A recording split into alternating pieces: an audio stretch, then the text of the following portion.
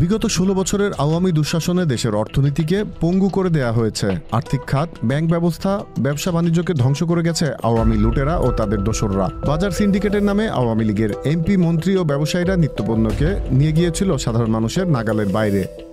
অন্তর্বর্তী সরকার রাষ্ট্র পরিচালনার দায়িত্ব নেয়ার পর যখন এসব সিন্ডিকেট ভাঙার কাজ করছে, তখন সামাজিক যোগাযোগ মাধ্যমে বিতর্ক সৃষ্টির চেষ্টা করছে ঘাপটি মেরে থাকা আওয়ামী প্রেতাত্মারা। জনগণকে বিভ্রান্ত করতে আওয়ামী লীগের ফেসবুক পেজে অপপ্রচারে বলা হচ্ছে, দেশে ব্যবসা ও আর্থিক খাতের সংস্কারের নামে চলছে লুটপাট আর সিন্ডিকেট। এই সিন্ডিকেটের মূল হোতাকে মূলত ৫ আগস্ট রাষ্ট্র ক্ষমতা থেকে অপসারিত হওয়ার পর এদেশের রাজনীতিতে পুনঃপ্রতিষ্ঠা পেতে নানা ষড়যন্ত্র করে চলেছে আওয়ামী ফ্যাসিস্টরা। তারই অংশ হিসেবে জনগণকে বিভ্রান্ত করতে ও অন্তর্বর্তী সরকারকে ব্যর্থ প্রমাণ করতেই তাদের এমন অপপ্রয়াস বলে মনে করেন বিশ্লেষকরা।